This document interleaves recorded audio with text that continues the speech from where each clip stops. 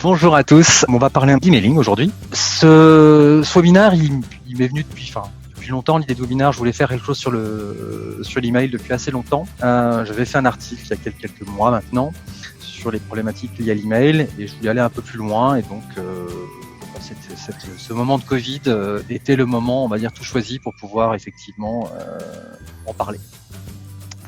Alors allons-y. Alors pour me présenter, donc je suis Pierre Desfortins, je suis donc conseiller en recrutement depuis 18 ans maintenant. Bon, j'ai été phone sourceur, donc chargé de recherche, responsable d'une cellule de recherche, consultant, directeur associé, entrepreneur. J'ai monté Anara donc maintenant il y a quasiment 24 mois. Donc aujourd'hui Anara, c'est une structure qui fait à la fois du sourcing et puis donc du coaching et de l'accompagnement. Mes sujets, c'est l'évaluation, le sourcing, l'automatisation et puis tout ce qui est amélioration des process. Que sur un côté plus perso, bien, je suis marié, père de 3 garçons, ultramarathonien. J'étais censé être au Marathon des Sables ce début de mois. Malheureusement, le Covid en a voulu autrement. Je suis pianiste et puis passionné par le rock des années 60, 70 et 80. Voilà un peu pour la présentation. Alors, il était une fois un jeune padawan, pure, innocente, jeune âme, ce noble aspirant souhaité par-dessus tout cheminer dans le recrutement. Alors pour apprendre et se former, il toque à la porte d'un cabinet, on le reçoit comme un prince, voire comme un roi, très vite initié à la voix, c'est au téléphone qu'il engagera. En ce temps-là, point d'email, on travaille à l'oreille, 20 ans ont passé, les us et coutumes évolué. Donc ce petit poème pour replanter un peu le décor. Mais avant ça, finalement, en préambule, c'est pourquoi sur ce ton ? Eh bien, si tu ne viens pas la garder viendra à toi. Finalement, c'est on source parce que la communication de masse conduit les annonceurs aujourd'hui à revoir leur stratégie et à formuler des offres en one-to-one. Concrètement, on va dire que si on regarde nous dans le recrutement, eh bien pour toucher les prospects pour lesquels le mix traditionnel des sites carrière, job board, relations école, cooptation et réseau ne suffisent plus, eh bien on va les chercher, on les source et sourcer finalement, eh bien c'est cibler, identifier et approcher des prospects pour en faire des candidats. Alors, avant Google, eh bien, on faisait ça au téléphone, avant LinkedIn aussi. Voilà, j'ai commencé comme ça, comme phone sourceur. Et pour planter un peu le décor, à l'époque, si je reviens il y a 10 ans, d'autres aussi, si je prends le poste de data analyst, data miner, data scientist, on pourrait l'appeler aussi, spécialisé dans le marketing, on était sur des durées de recherche, et on est toujours d'ailleurs sur 5 à 6 semaines. En 2010, on avait 45 profils identifiés, à peu près 32 approchés, et puis une shortlist de 3 candidats pour un recrutement. En 2019, c'est une recherche que j'ai fait il y a quelques mois. Eh bien, on arrive sur 2019, 220 profils identifiés, 191 approchés, et une shortlist de 8 candidats, parce que finalement, on a eu des candidats qui, je dirais, se désistaient, préférant d'autres opportunités, et donc finalement un recrutement. Donc, on a, on va dire, des évolutions importantes,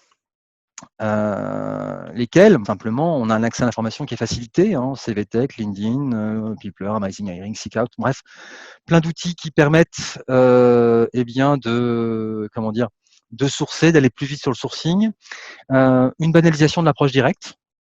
Aujourd'hui, finalement, on va aller alors qu'il y a 20 ans, on allait chasser plutôt des cadres, plutôt cadres dirigeants, ou du cadre un peu expert. Aujourd'hui, finalement, dès 3 ans d'expérience, on va pouvoir commencer à mener des approches directes. Et par moments, c'est nécessaire. C'est lié à les tensions marché anté-Covid. On verra une fois le Covid passé par là. Et puis, donc finalement, un besoin de sourcing en augmentation constante depuis 10 ans, qui est lié finalement à, je dirais, la raréfaction sur le marché de l'emploi de certaines compétences.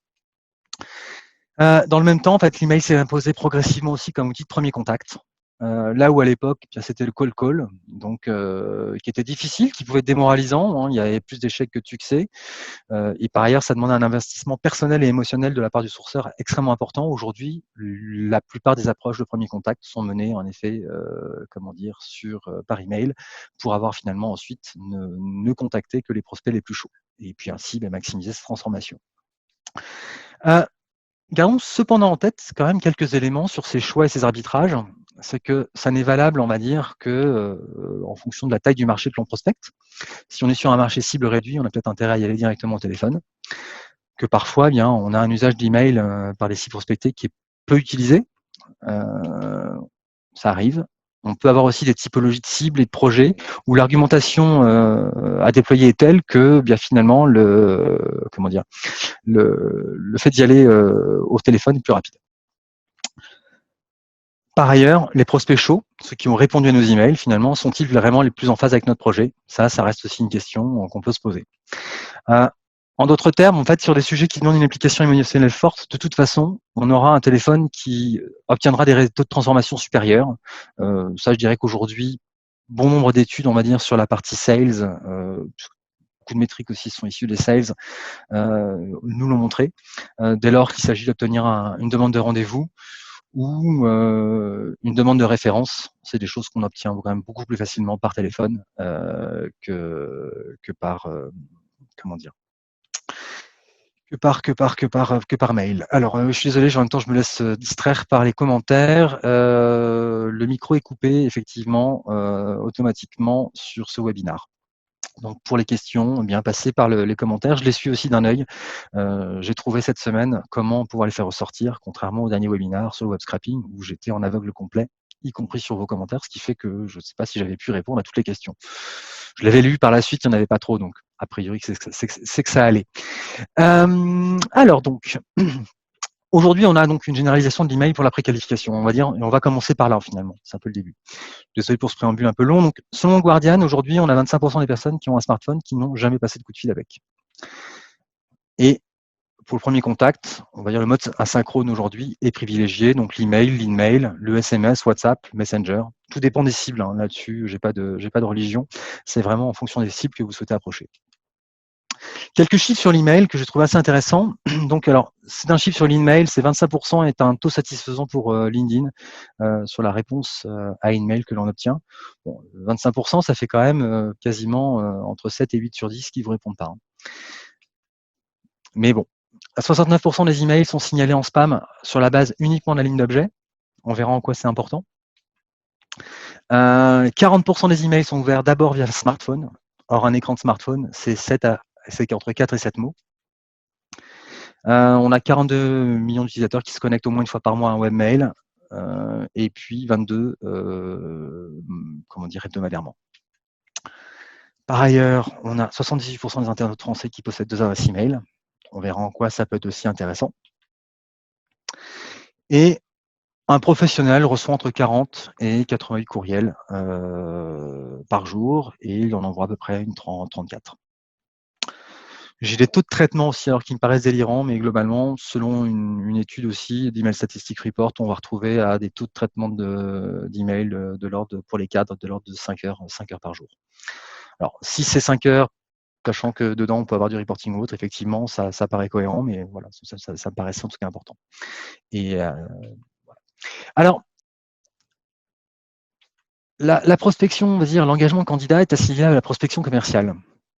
Parce que finalement, comme dans la prospection commerciale, on n'a souvent pas de réponse.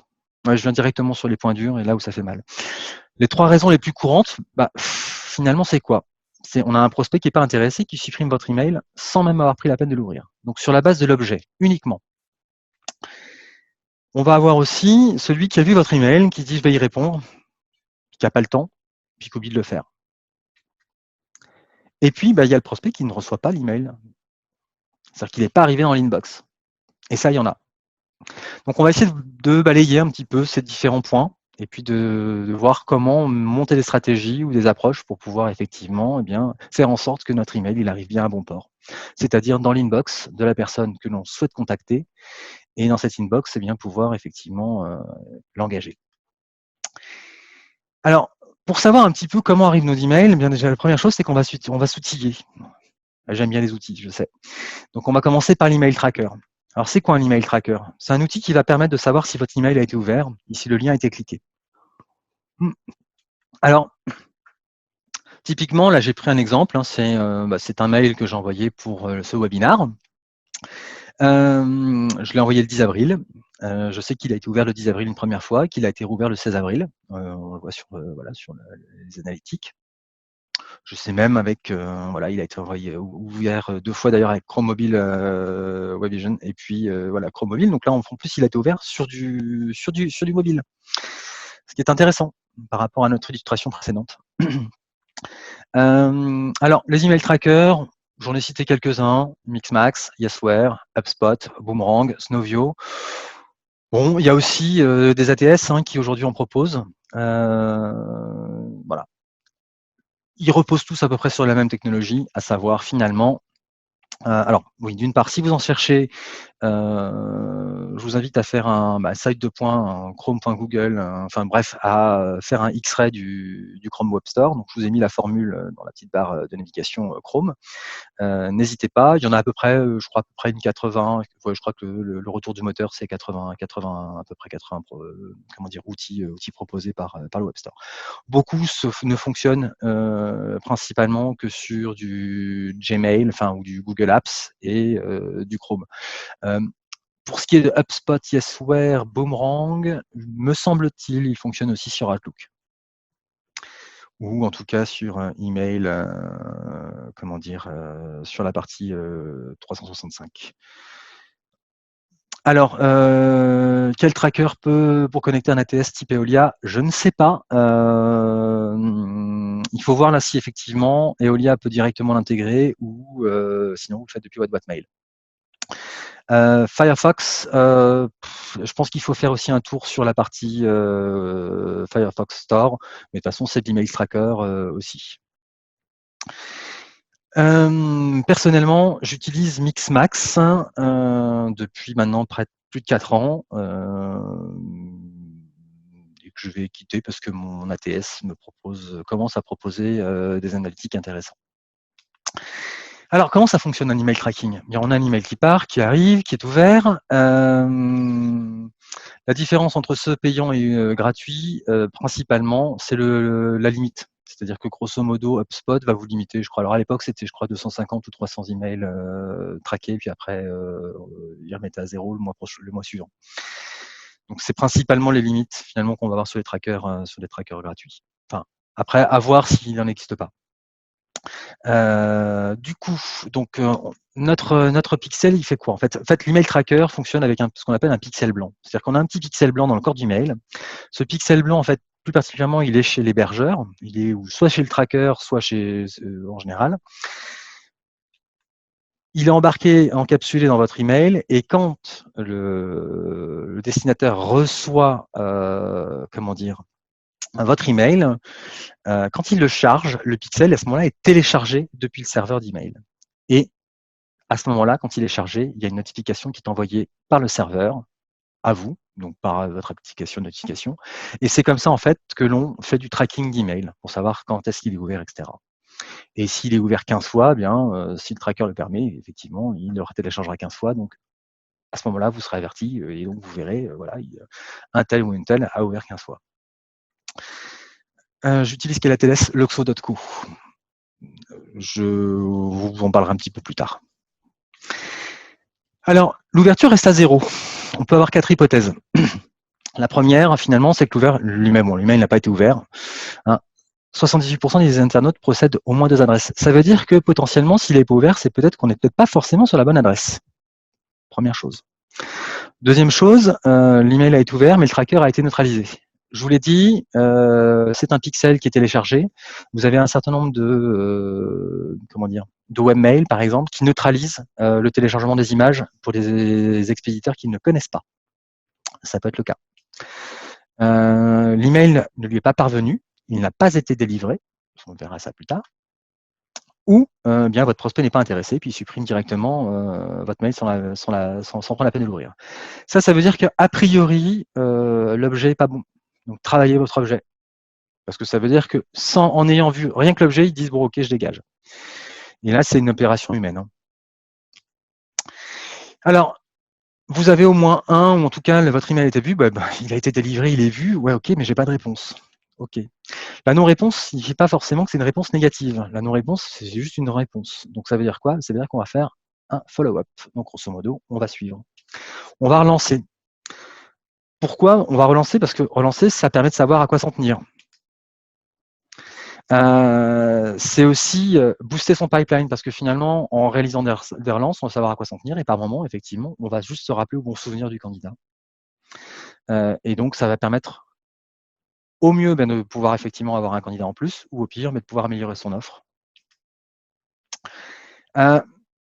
Alors là, je vais reprendre un petit peu quelques préceptes que nous avait diffusés Guillaume, Alexandre, lors de True Sourcing en 2017, sur Petite histoire de séduction.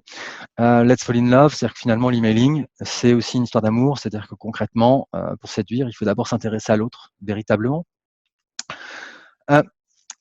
Soyez intéressant, on va t'intéresser. Bref, soyez humain, c'est une discussion. Soignez l'objet de vos mails. Apportez de la valeur à votre prospect. Et puis, personnalisez vos messages. Et il y a un call to action clair. Donc, le call to action, c'est finalement, OK, d'accord, je t'ai envoyé un message, et ensuite, next step. Et engager un dialogue. Et tout ça avec amour. Soyez sympa, oui.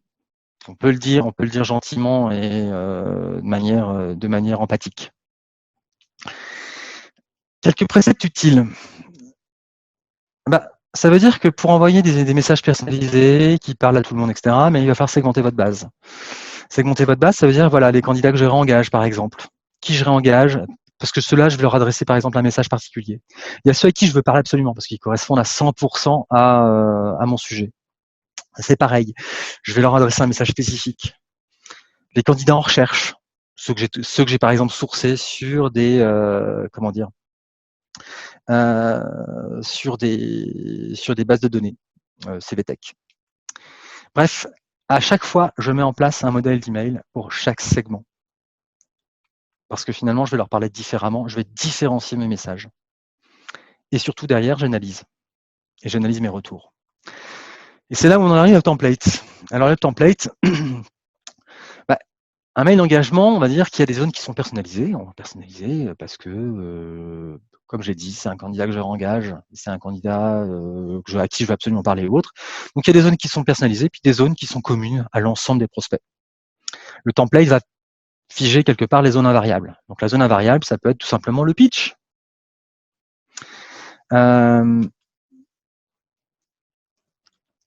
Ça a un impact sur le sourcing, parce que finalement, quelles données allons-nous devoir collecter pour pouvoir effectivement remplir correctement ces zones personnalisées? À qui on souhaite véritablement parler? Et c'est là où je reviens finalement sur la segmentation. Elle est importante parce que finalement, commencer à réfléchir à qui je veux parler, c'est finalement mieux cibler votre prospection.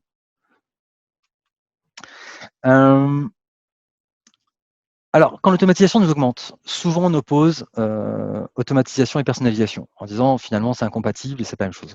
Je vais prendre 2 exemples de mails. Ça, c'est un mail que j'ai envoyé il y a, je pense que c'était il y a, ça c'est une mission qui date de 2014 de mémoire. Du coup, bon, c'était quelque chose d'assez neutre, d'assez nul aussi, peu personnalisé, on peut le dire, dans le sens où j'ai même pas le prénom, j'ai rien, tout ça parce que c'était long à écrire. Et surtout, à l'époque, je le faisais à la main. Donc, en fait, il fallait à chaque fois, bonjour, Pierre, Paul, Jacques, Nathalie, machin, etc. Avec, bien sûr, les erreurs inévitables de, je m'adresse à Bruno et j'ai mis bonjour, bonjour Nathalie. Et ça fonctionnait, oui. À l'époque, ça fonctionnait. Alors, c'est vrai que voilà, j'avais les taux de retour. Moi, à l'époque, LinkedIn, je faisais ça essentiellement sur email et j'avais les taux de retour autour de 50% de taux de réponse. Ce qui était pas nul. En tout cas, alors LinkedIn m'applaudissait en disant c'est vachement bien. C'était pas complètement nul. C'était pas complètement satisfaisant non plus, soyons clairs, mais ça permettait en tout cas d'avoir mes candidats. Aujourd'hui, voilà ce que j'en vois. Ce mail est pratiquement entièrement automatisé. On va avoir le template derrière. Et pourtant, il est bien plus personnalisé. Du coup, effectivement, sur l'opposition automatisation-personnalisation, non, l'automatisation ne nuit pas à la personnalisation, bien au contraire. Et on va voir pourquoi. Voilà un template que j'ai utilisé il y a quelques mois dans le cadre d'une mission que j'avais dans le marketing research, donc dans les études de marché, où je cherchais un directeur d'études, peu importe ce que je cherchais. Si on prend un petit peu le template, en champ de personnalisation, j'ai 5 champs de personnalisation. Le prénom, l'entreprise, le temps passé dans l'entreprise, le genre et la verticale métier spécialisation. Alors le genre, en fait, il m'intéresse parce que derrière, je vais pouvoir mettre au féminin, masculin, là en l'occurrence 3 termes. ennuyé, professionnel et experte.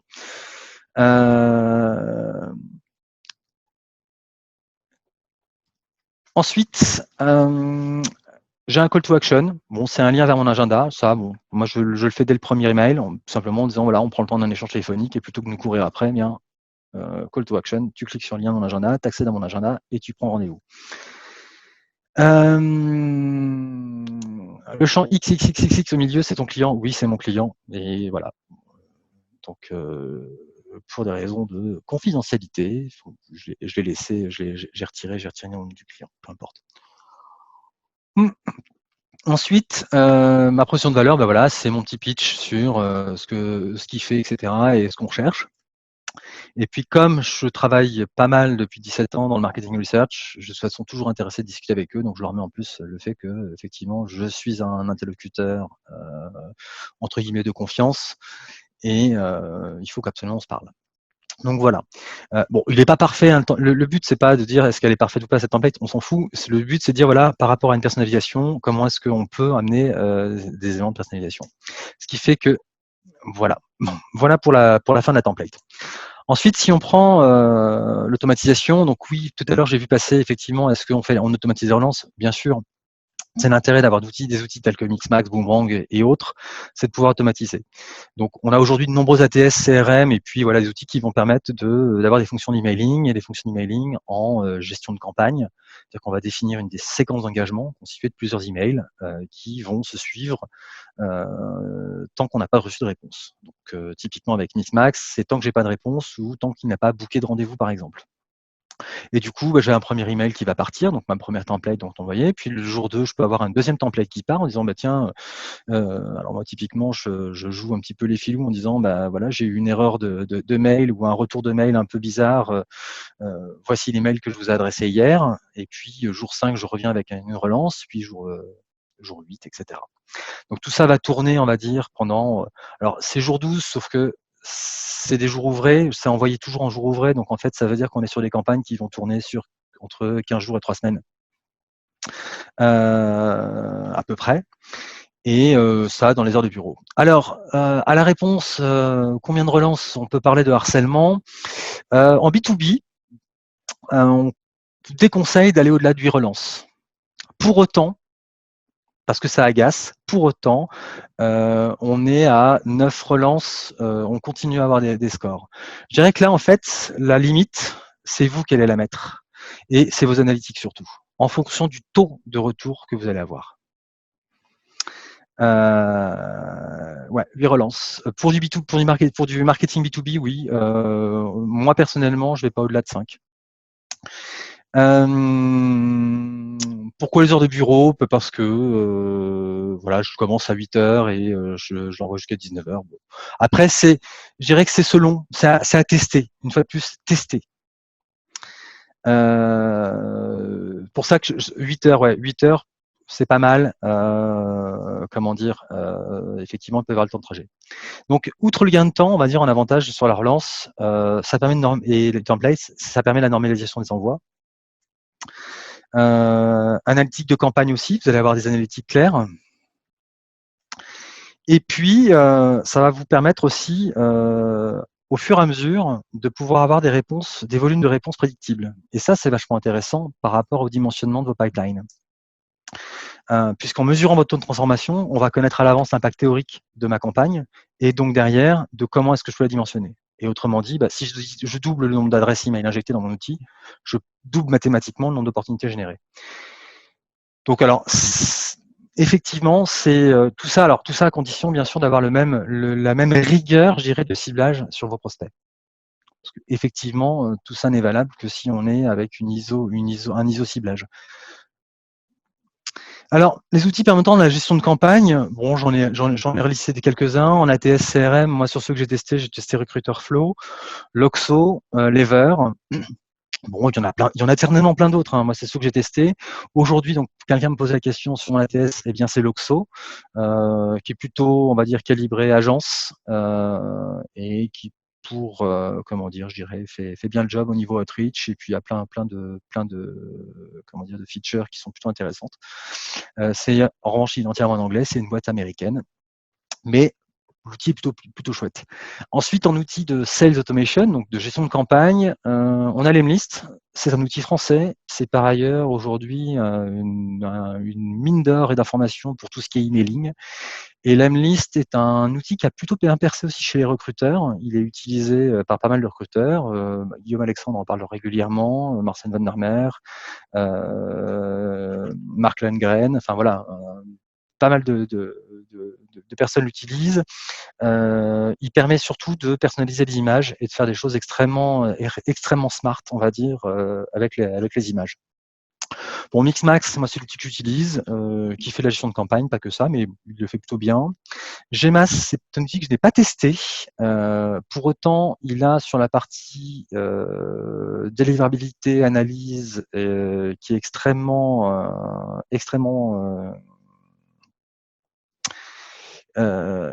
pertinent et efficient. Et puis Yet Another Mail Merge, et qui est un plugin Chrome, enfin Chrome et surtout Google Spreadsheet, qui pour le coup est presque gratuit. Enfin, il n'est pas très cher. Et puis, si vous faites un peu de parrainage, vous arrivez très vite à la possibilité de pouvoir envoyer 300 emails par jour. Donc, c'est largement, je dirais largement plus qu'il n'en faut. Et c'est surtout un super outil pour commencer et tester, plutôt que de se lancer directement dans des outils, parce que bon, Lemlist, Gmas, Mixmax sont des outils payants, même s'ils ne sont pas très chers, ils sont payants. Yet Another Mail Merge, finalement, en ayant 2 autres comptes mail, par exemple, vous parrainez et vous avez de quoi pouvoir lancer vos premières campagnes. Alors bien sûr, il y a Outreach, il y en a plein d'autres. Hein. Moi, personnellement, c'est ceux que j'ai testés. Et sur Gmas, je ne l'ai pas testé. En revanche, j'écoutais un gros hacker sur un podcast en parler. Et l'outil est extrêmement intéressant pour faire du test de désirabilité vis-à-vis de la délivrabilité. C'est extrêmement intéressant. Bref, il y a de l'email tester et de l'email vérifieur qui est encapsulé dedans, et ce qui fait que la solution a l'air plutôt intéressante pour un prix en plus très abordable. C'est pour ça que j'en parle. Alors un exemple, typiquement, voilà, j'ai une spreadsheet avec des gens que j'ai sourcés, mon template, ensuite je vais pouvoir, on va dire, ad libitum, pouvoir générer mes templates au kilomètre. Donc dans l'absolu, que j'en ai 5, j'en ai 20 ou 50, c'est pareil. Ça, en un clic, c'est fait. Hop. Chaque email part avec le même niveau de personnalisation. On n'a plus d'erreur du type Bruno, bonjour Bruno, alors que c'est Nathalie. Et surtout, c'est scalable sur 10, 20 ou 30 ou 50 ou 100 profils si vous le souhaitez. Ensuite, voilà, typiquement je parlais des relances. J'ai automatisé pareillement les relances, et donc mes relances, elles vont réexploiter bien sûr la data qui a déjà été renseignée. Donc bonjour, truc muche, etc. Donc voilà typiquement ce que j'envoie. Alors je vous ai adressé lundi. En général, dans mon tableau, j'ai en plus le jour où j'adresse la campagne. À ce moment-là, en fait, quand ça part le mardi, c'est ce J+1, donc c'est mercredi. Mercredi, voilà, je vous adresse un mail mardi. Voilà. Bon, c'était un élément en plus de de personnalisation. Ensuite, bon, voilà, j'ai un troisième J+3, donc on est au troisième email, c'est ma relance classique. Et puis à la quatrième relance, parce qu'effectivement c'est la quatrième et que là il faut un peu d'humour, je commence à rajouter des petites choses en GIF. Alors normalement c'est du GIF, ça bouge. J'aime bien Bowie, donc voilà, je suis sur Bowie et sur la dimension sidérale. Et puis ensuite, je chante sous la pluie. Voilà, bon, ça c'est des séquences. Comment dire ? Alors, sur l'image pas très pro, oui, mais ça arrive. Il faut quand même avoir l'idée que, parce que d'une part, c'est véritablement, ça arrive dans la vie de tous les jours. Donc effectivement, ça m'est revenu en erreur. Oui, j'ai eu une erreur. Alors je sais que votre adresse est bonne. Une fois de plus, il faut toujours. Alors c'est toujours la difficulté, c'est de se dire, parce que quand on est en train d'envoyer une campagne où on va shooter par exemple 20 personnes, je suis pas sur des gros mailings. Hein. Contrairement à ce qu'on pourrait croire, je fais toujours ça par petits batch de 20, 15, 20 personnes, pas plus. Je laisse tourner, je vois ce qui se passe. Et en fonction de ça, j'ajuste. Ouais, il y a une erreur sur mon prénom, effectivement. Du coup, comment dire ? Oui, où j'en étais. Oui, ce que je disais, c'est que je fais tout ça sur un petit batch et n'oubliez pas, hein, la personne va recevoir votre mail, j'ai fait une erreur, une seule fois. C'est de même que quand vous aurez quelqu'un qui vous dira ah je me sens harcelé, si c'est 1 sur 1000, c'est rien. Enfin moi aujourd'hui ça va faire 4 ans que je procède de cette manière-là. Bien sûr que j'ai eu des gens qui m'ont dit comment dire euh, c'est du harcèlement, je vais vous dénoncer à la CNIL parce que RGPD non compliant ou autre. Alors petit A, les mauvais coucheurs, il y en aura toujours. Petit B sur la RGPD, petit point sur la RGPD. La RGPD dit que d'une part, alors, on est en B2B malgré tout. On a donc, il y a le légitime intérêt. Nous contactons ces gens-là avec un intérêt légitime, à leur proposer un job. Donc ça, on a la motivation. Et d'autre part, au pire, ce que vous faites, moi c'est ce que je fais, c'est que toutes les personnes qui, dans le mois, ne m'ont pas répondu, eh bien, je les purge. C'est-à-dire que je les retire de mon système. Et à ce moment-là, je suis RGPD compliant. Hein, n'oubliez pas que si vous leur adressez les gens qui, j'ai eu un échange mail peu agréable avec une personne qui me disait qu'elle allait me dénoncer parce que elle savait pas comment j'avais eu son mail. Nous étions en contact sur LinkedIn, donc en fait je l'avais eu par LinkedIn son mail. Toujours est-il que je lui ai dit si je vous contacte, c'est parce que j'ai eu votre mail et que votre mail il est public. Donc là aussi, à un moment, chacun aussi sa responsabilité de dire, ok, oui, bah voilà, du buzz, etc. Effectivement, on peut obtenir les coordonnées, GitHub, etc. Il y a des mails qui aujourd'hui sont publics, et donc on a, en tout cas, nous, un intérêt légitime à les contacter. Donc ça nous couvre quelque part vis-à-vis de la partie RGPD. Bon. Fin de la partie disclaimer RGPD. On remonte à nos emails. Derrière, voilà, je disais que l'intérêt aussi d'utiliser ce type d'outil, c'est que ça permet de faire des bilans de campagne. Bah, typiquement, voilà, je vais prendre une campagne que j'avais faite. Donc là, c'était une grosse campagne sur laquelle on recrutait des commerciaux pour un de mes clients. Donc voilà, donc le premier email, j'en ai 107, j'ai 107 mails qui sont partis. J'ai 49%, donc 52 personnes qui m'ont répondu et 42 personnes qui ont pris rendez-vous. Donc c'est des rendez-vous de préqualification. Ensuite, deuxième email, je l'ai fait tourner sur 65 cette fois-ci. J'ai à nouveau bien 13 personnes qui me répondent, donc je regagne encore 13 personnes de plus et 11 rendez-vous de plus. Et de 3, je regagne encore, alors un peu moins de rendez-vous, mais j'ai encore 7 personnes qui me répondent. Le quatrième email, j'ai encore 5 personnes en rendez-vous en plus et 6 personnes qui me répondent. Et le cinquième, je grappille encore 2 rendez-vous et 5 réponses de plus. Donc tout ça pour dire que effectivement, comment dire. Alors j'ai pas de taux de clic sur mes liens parce que tout simplement j'avais pas mis de lien. Du coup, voilà. Donc ça c'est le rapport de campagne un peu brut de décoffrage où j'avais pardon, je raconte n'importe quoi. J'avais un lien, mais le lien, je pense que c'était le lien sur Anara, donc bon, c'est pas bien passionnant. Non, enfin, j'avais pas de lien HTML vraiment intéressant à communiquer aux candidats. Peut-être au troisième, je sais plus ce que j'avais mis dans l'email, mais en tout cas, voilà. Les RDV au niveau du lien ne sont pas, ne sont pas comptabilisés sur la partie clic, taux de clic lien, ils sont comptabilisés sur la partie directement rendez-vous. Bounce, alors bounce, on va y venir, c'est le rebond. Le rebond, c'est quand votre email, vous avez un retour à envoyeur, c'est-à-dire que finalement, on n'habite plus, c'est l'équivalent du NPAI, donc on n'habite plus à l'adresse indiquée. C'est le serveur qui veut délivrer le mail, mais qui ne peut pas le délivrer. On va voir en quoi le taux de bounce il est à suivre, parce qu'il est extrêmement important, parce que de ce taux-là, entre autres, ce taux-là va avoir un impact sur votre notoriété et d'emailer.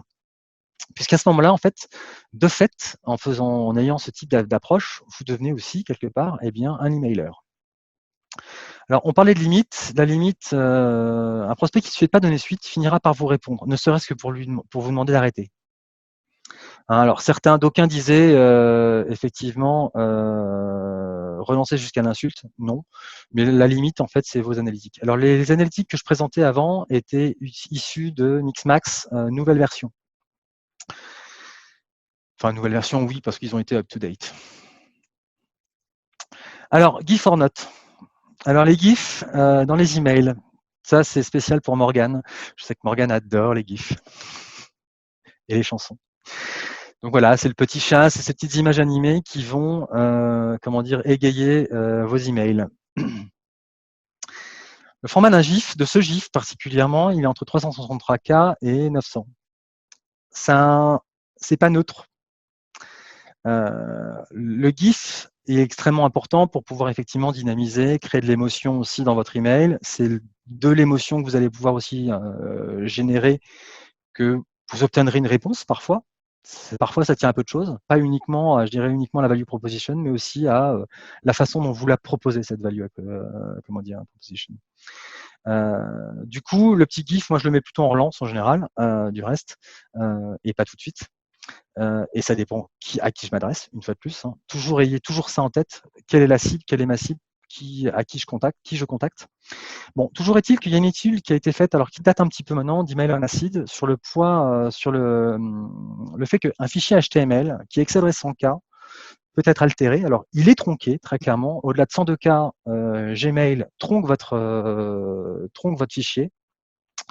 Alors, sur de l'email de contact, ça n'a peu d'incidence, sauf si vous commencez à mettre pas mal de texte, d'images, etc., parce que vous voulez présenter votre boîte ou autre. Je pense plus sur la partie, on va dire, nurturing, donc ce qu'on va dire, quand vous avez quelqu'un qui vous a dit non, mais qui accepte de recevoir des images, enfin des textes de vous, la newsletter quelque part. Là, attention à ce que vous mettez dans votre newsletter, parce qu'effectivement, si elles sont trop grosses, elles sont tronquées. Alors, c'est pas gênant, parce que au pire, vous avez un bouton pour pouvoir déplier l'email. Néanmoins, si certains providers d'email considèrent ça limite comme du spam. Alors attention.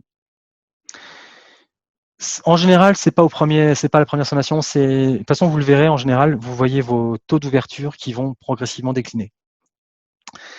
Hop là, j'en suis où? Donc voilà, le poids des images est sans effet sur la délivrabilité. Alors la délivrabilité, on va l'aborder par la suite, mais c'est la capacité en effet à ce que votre email arrive à bon port. Des images lourdes mettront du temps à être chargées, conduisant à une mauvaise expérience utilisateur. Donc là, effectivement, en fait, le poids de l'image, et c'est pour ça que je parlais de 900K, ça peut éventuellement être une mauvaise image, et au bout d'un moment, en fait, le marquage en spam, particulièrement si votre mail excède 1 méga. 1 méga, c'est pas énorme. Hein. Certains GIFs, voilà, si je prends le petit chat, sur la taille maximum, on est à quasiment 950K, 50K près, on y est, au méga. Donc, ayez ça en tête. On estime qu'un ratio idéal dans un email, c'est 60% de texte, 40% d'images. Autrement dit, un email où il n'y aurait qu'une seule image ira en spam direct. Et puis certaines messageries requièrent une confirmation d'affichage tant que l'adresse d'expédition n'est pas enregistrée, c'est ce que j'expliquais tout à l'heure, et ce qui fait qu'on n'aura pas les images montées.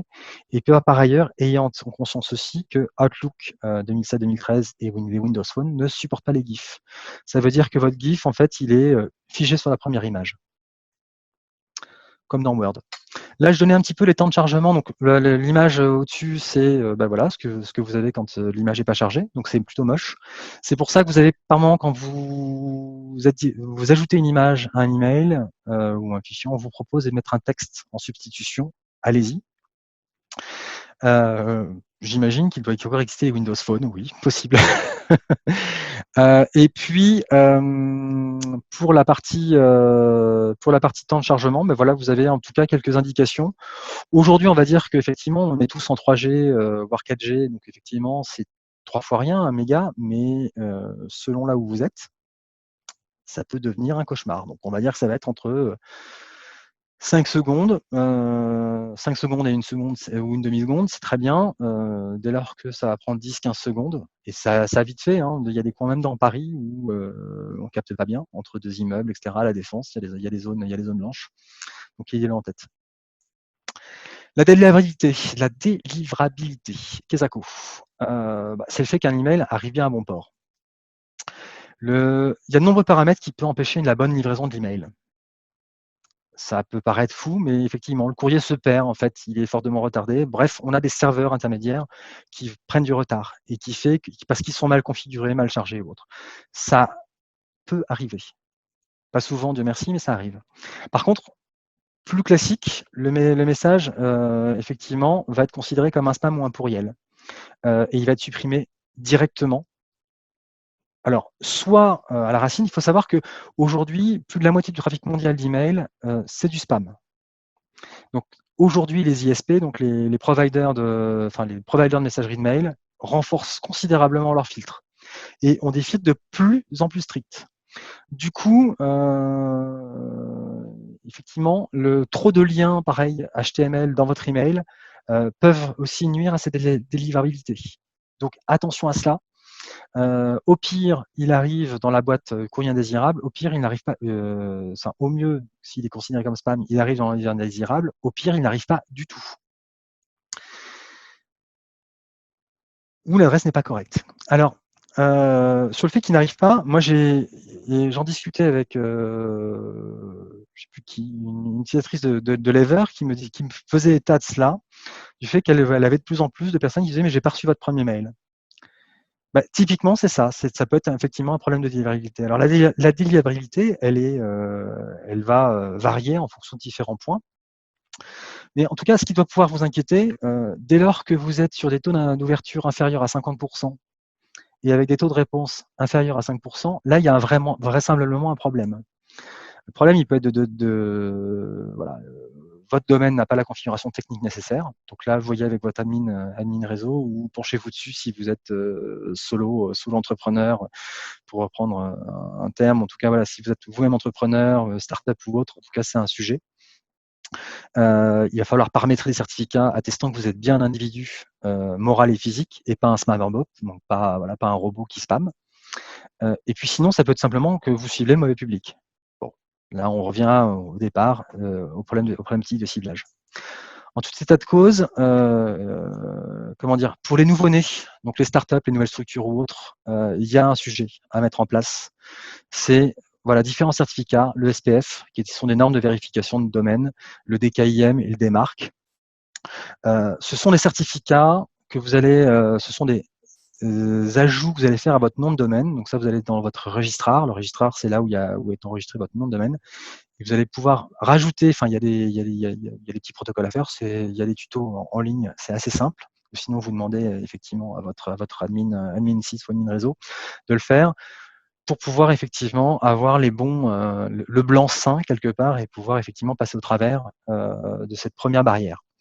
Alors, pour la petite histoire, j'en ai fait les frais, moi, il y a quelques mois, années. C'était l'origine un petit peu de ce webinaire, en tout cas l'idée de ce webinaire. Grosso modo, quand j'ai monté Anara, donc c'était en 2018, quelques mois après, j'avais repris ma stack. Donc, j'étais déjà dans le présent cabinet dans lequel j'étais directeur associé, j'avais une stack qui tournait avec Mixmax, etc. Et donc je faisais de l'emailing de manière régulière sur des petits volumes, hein, puisque concrètement j'envoyais une cinquantaine de mails par jour, donc c'est pas non plus, je suis pas un spammer, loin de là. Toujours est-il que au bout de quelques mois, un jour, j'ai plus un email qui part, et je me rends compte que ma boîte mail est bloquée. Donc j'appelle mon helpdesk, qui est Google Apps. Je leur explique un petit peu ce qui se passe, je leur explique comment je travaille, et là ils me disent mais écoutez, oui, vous êtes reconnu comme vous avez été blacklisté, momentanément suspendu. Veuillez vous mettre en conformité. Et donc là je découvre effectivement ce SPF des KIM ou autre. Donc je vous invite, j'ai mis le lien Bitly de l'article que j'avais rédigé à l'occasion, qui explique un petit peu de manière plus détaillée ce qu'est le SPF, le DKIM et le DMARC. Mais voilà, c'est un sujet en tout cas à mettre en place parce que finalement, quand vous êtes un nouveau nom de domaine, vous risquez, effectivement, c'est de l'inbox jail, un peu oui. Et donc pour ça, vous allez devoir faire chauffer votre IP. Chauffer l'IP, ça veut dire quoi? Effectivement, c'est de l'échauffement, c'est du rodage, comme les voitures, les vieilles voitures. Donc si votre nom de domaine est nouveau, ou si vous vous lancez sur ce type de séquençage et d'emailing, eh bien, vous allez votre IP qu'elle est considérée comme froide. Vous aurez en partage le support, bien sûr. Et il faut qu'elle établisse une certaine réputation auprès des ISP pour pouvoir effectivement exister. Donc, en fait, vous allez faire une montée en puissance, finalement, de votre nom de domaine et de votre IP. Avec, par exemple, la première semaine, entre 10 et 20 emails par jour. envoyés automatiquement, puis ensuite 20, 40, et puis etc., etc., en fonction de vos besoins, bien évidemment, parce que c'est comment dire, il faut monter. Alors voilà, on peut aller jusqu'à 100 emails. Ça, c'est des chiffres que j'ai pris chez Lemlist. Bon, ça s'adresse éventuellement plutôt à des gens qui font de la prospection par email, donc avec des volumes plus importants, mais nous, en tant que recruteurs, enfin, après, tout dépend, mais oui, non, c'est pas tout dépend, c'est globalement, allez-y quand même modérément, on va dire. Le but, c'est pas non plus de blaster la place et d'y aller, je dirais, à la lance. Le warm-up, donc cet outil de warm-up, donc certains outils l'embarquent, Lemlist l'embarque nativement. Sinon, il existe des services qui permettent de le faire. Mailwarm, c'est Guillaume Alexandre hier, on en discutait, qui me l'a fait découvrir. Effectivement, ce service permet de faire justement du chauffage de manière automatique de votre IP. Autre sujet, c'est gérer la collecte d'emails, parce que finalement, il nous arrive d'utiliser des outils tels que Casper, Lusha, ContactOut, RocketReach, Numeria, Airtool. Tout ça sont des outils qui vont me permettre de découvrir l'email d'un prospect LinkedIn, par exemple, principalement LinkedIn. Le problème, c'est qu'en fait, ils ne sont pas exempts d'erreurs, c'est-à-dire qu'effectivement, il y a des adresses qui ont changé et quand elles ont changé, si vos campagnes ont trop d'erreurs, il va y avoir des conséquences sur la santé de votre délivrabilité. Et c'est là qu'on arrive à parler ce que tout à l'heure quelqu'un, Tanguy me posait la question de ce qu'était qu'un bounce. Le bounce, c'est ça. Et donc, c'est le retour à l'envoyeur, c'est-à-dire qu'en fait, ça fait un rebond, c'est-à-dire que votre email part chez le réceptionnaire, il revient en vous disant l'adresse n'a pas été trouvée et vous avez un delivery. Le problème, c'est que ce rejet d'adresse, en fait, donc il peut être expliqué. Il y a ce qu'on appelle des soft bounce, des hard bounce. Donc les soft bounce, c'est des boîtes mail pleines, c'est des messageries des destinataires qui sont monétairement inactifs, c'est des messages trop lourds. Le hard, c'est une messagerie ou un email qui n'existe plus. C'est un domaine qui n'existe plus, c'est un serveur qui n'existe plus. Dans tous les cas, ça revient, c'est un retour à l'envoyeur. Si vous avez un taux élevé de bounce, ça va avoir une conséquence sur la réputation sur votre réputation d'expéditeur et sur votre IP, et forcément, ça va donc, impacter la performance de vos campagnes futures. Donc, vous devez viser moins de 1% en taux de bounce pour être bon. Sinon, à terme, il peut y avoir des blocages temporaires, de la mise en spam, voire du blacklistage du nom de domaine.